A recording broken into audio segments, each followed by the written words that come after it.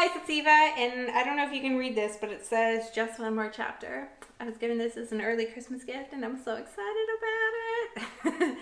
And yeah, I can't wait to like style it, like knot it with some pair of high-waisted jeans, something pretty fun, pretty cool. Anyways, welcome to my best romances of 2019. So these are all books that I read in 2019, not necessarily published. I did put out a list of my top 2019 releases, which is a completely different list. It includes everything, but these are all the best romance books I personally read in 2019, which I know I read probably close to 100 books. So for there to be a top 10, this is beating out 90 other romance books, which is impressive. If you're on the list, or if the these books are on the list, they're just the cream of the crop. They're the best.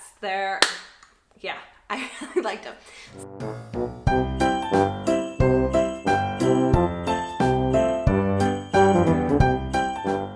Let's get started. I read a ton of sports romance books this year, but one of my favorites was a baseball romance, of course, because baseball is probably my favorite genre of sports. Does that make sense? Not really. The very first one is Fix Her Up by Tessa Bailey. I really like this one. It is a sports theme afterwards, so he's not in the sport. It's about a young man named Travis, and he's just gotten out of the game. He doesn't know where he's going. He wants to be part of the game still, and he gets an opportunity. He gets an opportunity to become a sports announcer. And at the time he's working construction for a man, and his man's sister has always had a bit of a crush on him. Her name is Georgette. Georgette is a family member who doesn't get taken seriously because she doesn't have a cool job like construction, I guess. But she is a clown, and she loves her job and wants to be taken more serious. So Travis and Georgette set up a little deal to say that they're dating when they're not. So they fake date to set up, to make it seem real, or to make them take more serious that he is a monogamous dater, because before he was a player, and so that's not what the network wants, and she wants to be taken more serious by her family. I had so much fun with this book. I thought it was very well written, and I can't wait for the second in the series. And it's got a cute cover. It's like right on style or cue of 2019. This was a 2019 release. But the next one is definitely not. The next one is Daisy's Back in Town by Rachel Gibson. I read like 20 of her books this year. I think I've read them all but like 2 or 3. So her books, you eat them like candy. They're so fun to read. And as far as the genre goes, I usually pick up a few books in these authors, and I read like one and I'm like, nah. Or I read a few and I'm like, okay, I don't think I'm going to go on with this particular author. But hers, some of them I didn't really like, but I liked her writing style. There was something about her writing style that I truly enjoyed, so I had to pick one off the list. And it was Daisy's Back in Town. It was definitely my favorite, although I just read a recent one that was pretty fun as well. But Daisy's Back in Town is about a young girl named Daisy. She goes back to town, and there's a young man named Jackson who was a bit of a troublemaker back in the day. And Daisy has a huge secret, and that's that she had a boy a long time ago. And she ran off and married Jackson's best friend. So there are a lot of hurt feelings in this story, but I thought emotionally this was one, because she does put a lot of like emotion in her books a lot of times, but this was one of the best well thought out emotionally, and she really took her time on it, and she took her time on the romance on this one. So I truly enjoyed it. It was my favorite book I've read of hers, and yeah, I would just recommend her overall. I really liked her and enjoyed her this year and had so much fun with her, and yeah, I hope she keeps writing more. And yeah, I liked it, as you can tell. The next one is The Light We Lost by Jill Santopolo. I read her new release this year, but I absolutely adored The Light We Lost. It made me so angry at times, which I think is a good thing when a book gives you so much emotion. But this is about Lucy and Gabe. Lucy and Gabe meet their senior year at Columbia, like on 9/11, I believe. It's quite a dramatic, and then they kind of have this ongoing romance. Even while she's married, she's thinking about Gabe, and she's writing a letter to him, and you don't know why the whole entire time. It's emotional at the end. But it does make you a little bit angry because her current husband is a really great guy and everything, but she kind of hits spot on, the author hits spot on like true romantic feelings and the up and downs of romance. And it was one of the most authentic romantic piece I read this year by far. And I loved it. It's definitely contemporary romance. It was a lot of fun. It was really well done. It was really well written.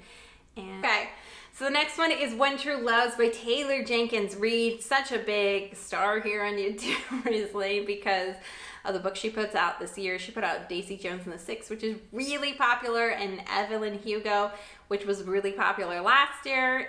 But I like her original stories about contemporary romance, and When True Loves was one of them that I really, really loved. And this tells a story. You follow a girl fall in love with two different guys, and the whole time you don't know who you want her to be with. And even the ending didn't even make me mad because it wasn't a real ending. Usually when these stories, you're like, I don't really know like who they should have been with. Those make me angry, like really, really angry. And I don't believe them. And you always believe one person over the other. But this one, she truly sold it. Like, she sold it so well and so good. And just for that fact, you got to be put on this list because that is hard to do. But When True Love follows a girl, like I said, and it's like she took two different pathways for a love choice in life, and it's done really, really well. But Taylor Jenkins Reid is really, really good at romance writing and writing authentic feelings. She's really, really good at it as well. Next is November 9th by Colleen Hoover. I also got into Colleen Hoover books this year, and she's a really, really good writer as well. And this was the best one-day romance story I've ever read, if that makes sense.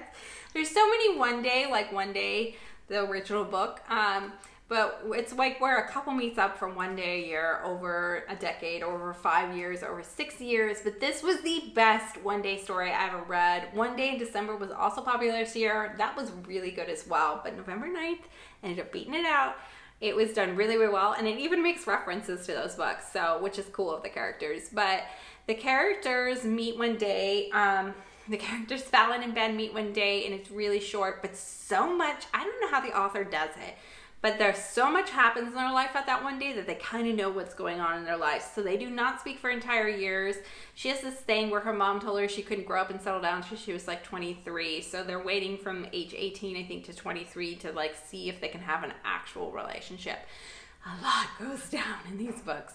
And every single year it gets hiked up, and there's so much of the twists in these books. Like every year there's a twist that you don't see coming. I feel like, whew, it's a lot every year. That one day a year is so much, and I really enjoyed it. I think I like it because she kind of wrote it like a thriller mystery. Not that it's in that category at all, but with the twists and turns she makes constantly, I think this is why was my favorite one day a year book, a one romance book I've ever read, and I really, really liked it. Okay, so book number 6 was The Sun Is Also a Star by Nicola Yoon. I read everything and didn't like it, didn't really enjoy the movie that much. I read so many books this year because the movies were coming out, and everybody said The Sun Is Also a Star over and over and over and over again. They said it was really good, but I just was like, nah, I don't think her writing's for me. Nah, I don't think so.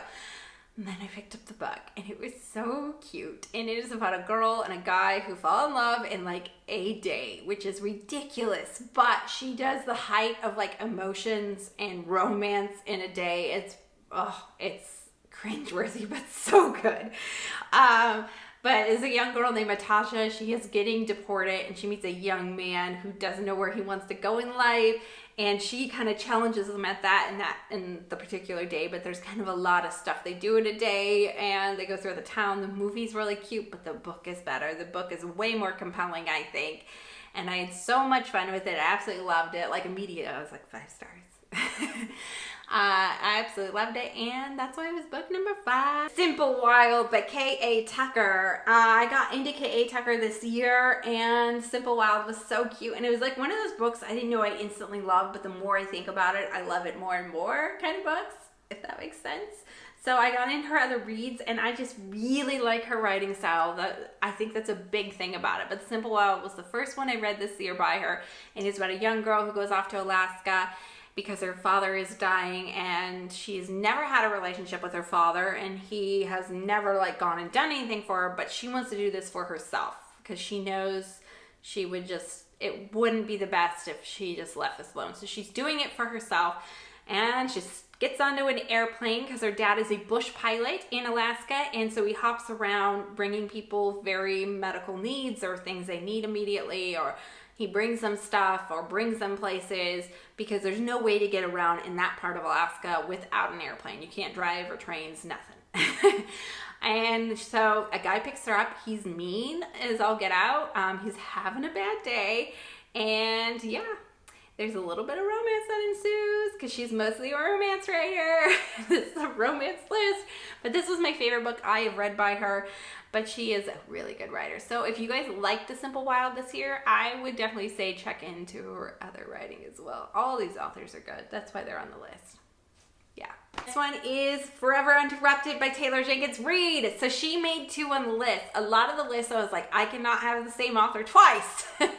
So it's really, really impressive. She made it twice on the list.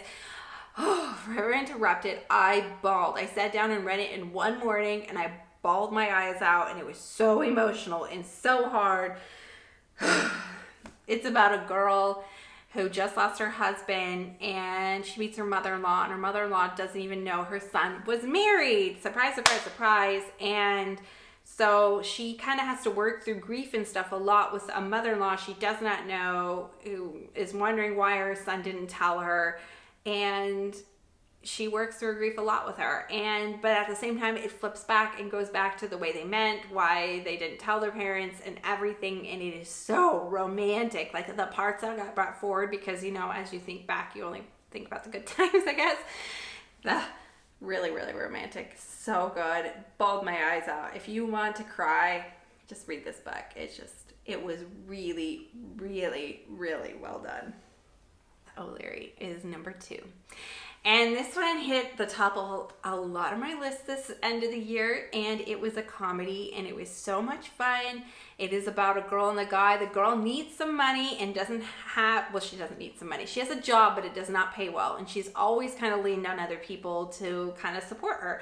And she's getting out of a relationship, and she's like, I just need the cheapest place to live ever. So she thinks about flat sharing. She meets a girl whose boyfriend needs money as well. He works nights in the medical industry, and so at first they do not meet. They don't meet for months and months and months. They're both in kind of like ending, or they're both in a relation. He's in a relationship. She's like just breaking up out of a relationship. It is so good. It is definitely a slow burn. It is definitely friendship to lovers, and I liked it so much because it was funny, and it was probably the funniest rom-com I read this year, so that's why I got put at the top of the list. It's good to laugh. It's good to laugh. And it was so much fun, and I think you guys will truly enjoy it. It was a 2019 release. It was a first debut novel release, which is ridiculous for that to be your first debut novel, so I'm looking out for the author as well. And I really, really, really, really enjoyed it and highly, highly recommend it. It was really good. Book number 1 was It Ends With Us by Colleen Hoover. So Colleen Hoover also made this list twice. She also made it in November Night Slap. It Ends With Us is about a book about domestic violence. So it is about a girl who has survived through domestic violence before, and then she gets in a situation where it's kind of happening again. And it is heart-crushing. Once again, it was just like Taylor Jenkins Reid's One True Loves. You don't know which way it's going to go. And it's so hard on the heart. It's painful, and it's relevant, and it was the most, for me, it just pulled at all the heartstrings, and it was done so well, and it was so good. And I heard it was her best book, and I had never read Colleen Hoover, so this was the first book I started with, and I was like, man, dang it, I should have started with the lower ones.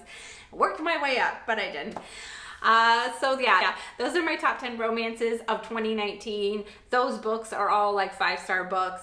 They beat out like close to 100 other books this year that I read in the romance category, and there's a ton to read from there. There's sports romance and emotional romances and breakups and I don't know, just everything. Romances, your first loves you never forget about kind of romances, and funny romances and friendships to lovers and enemies to lovers. There was everything in there, I believe. But I had so much fun reading romance. It was like adult romance wasn't a huge genre I had been in before. I had read like a series here or a series here or a book there, but this year I really got into it and read so many wide variety across the board. And I had so much fun with it. It was a really, really good year. And I will see you guys in the next one for my top 10 books of 2019. See you guys in the last book miss. Bye!